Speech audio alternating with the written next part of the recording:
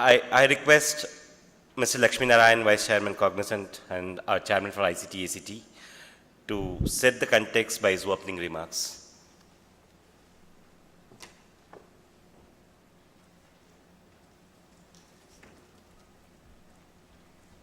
Thank you, Purush, and good morning, everyone.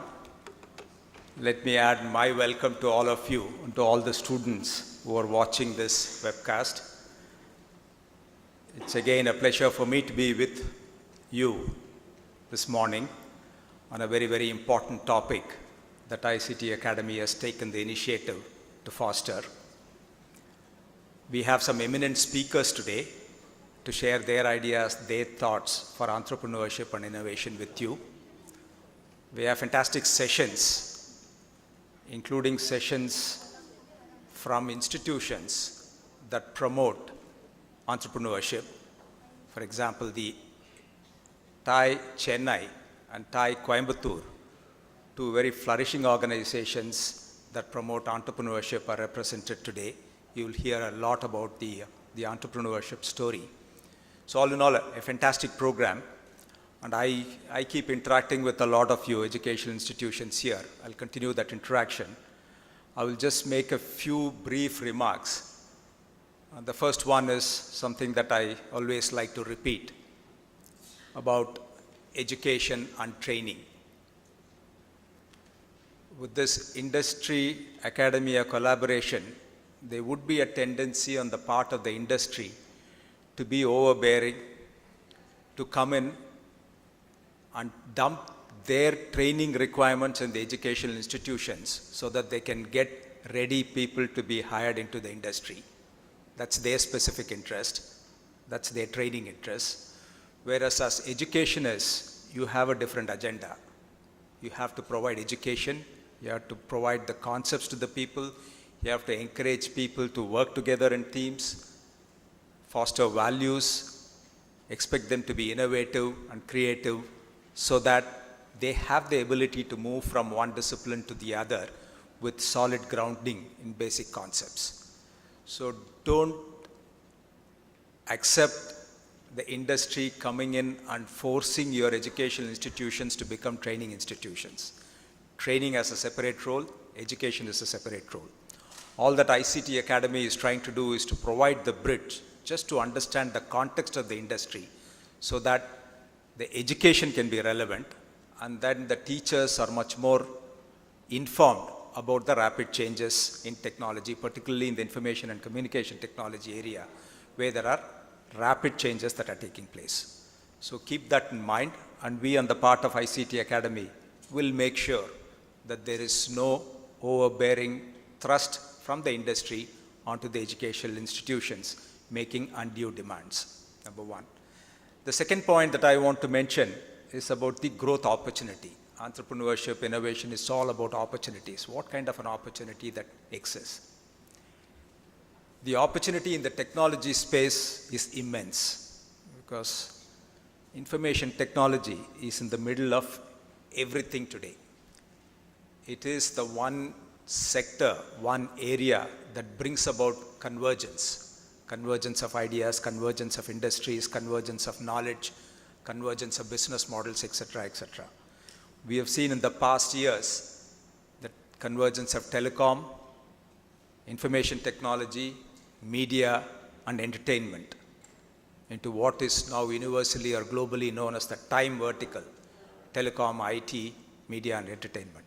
There are several such convergences that are taking place: retail, financial services and technology, healthcare, medical devices, biotechnology and information technology, and so on. And if you look at all these convergences, IT is playing a crucial role, IT or ICT. So investment in ICT, knowledge about ICT is crucial to participate in future growth. Let's look at the size of the opportunity. We at NASSCOM, which is constantly measuring the demand, where technology is going, we have set ourselves some lofty goals and targets.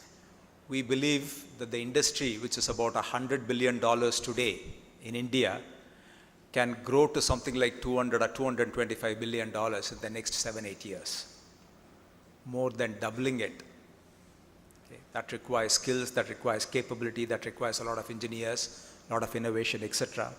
But that's a target, that's a number that the industry believes can be achieved.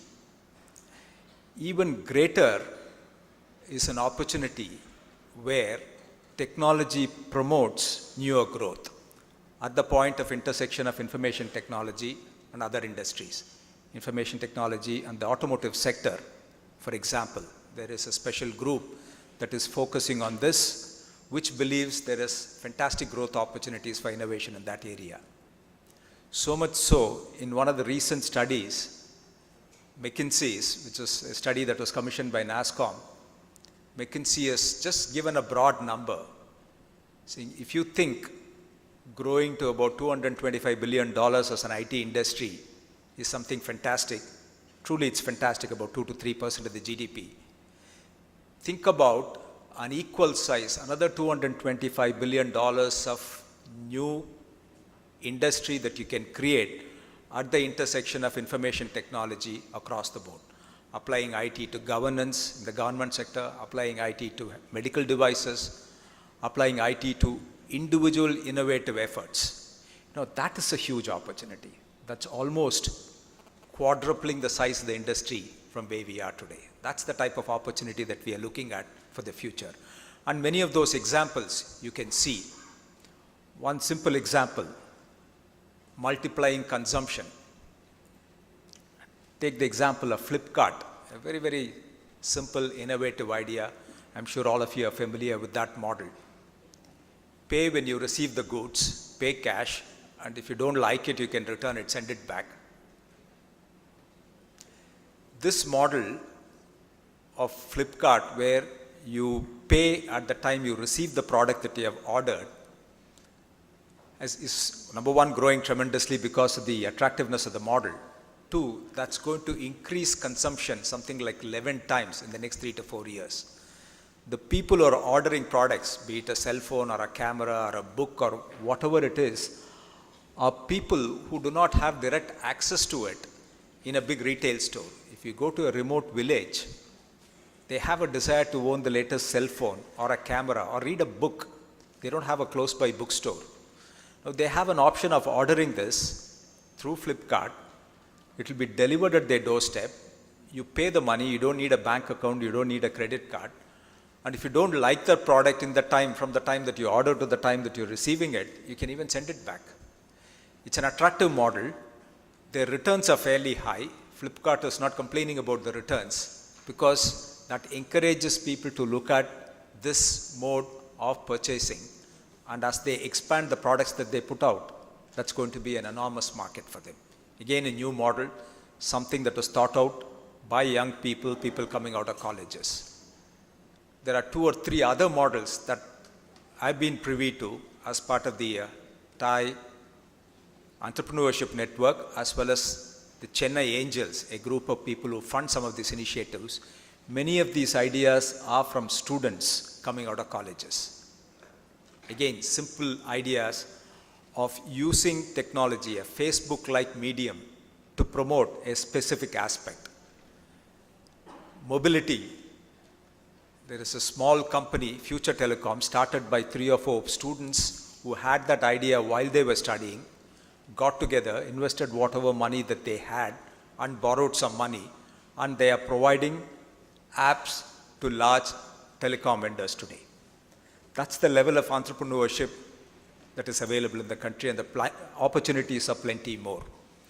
Today's conference is to talk about some of those examples. You will hear a lot more of those examples to see how we can foster this kind of creative, innovative ideas while we are studying in the colleges among the students, and how ICT Academy can act as a bridge between industry and the academia to promote it.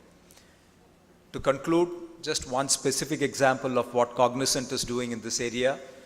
Cognizant has a Horizon 3. We look at our businesses as the current business and the immediate future, next 2 to 3 businesses called the Horizon 2, and 3 to 5 year businesses.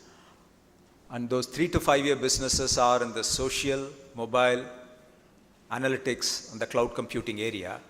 So we have a separate group that's working with individual groups of people within Cognizant who in turn collaborate with educational institutions to promote new ideas and entrepreneurship.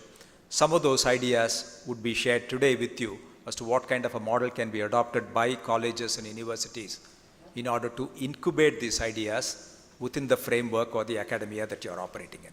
That's the whole purpose of it. The idea also is for the students not to depend only on campus interviews and join large organizations, but to use the opportunity of becoming entrepreneurs and create employment for others. That's the goal, and if we are able to achieve that today, we would have accomplished a lot. Thank you once again for coming here, and we have some fantastic speakers, and I hope you will make the best use of it. Thank you very much.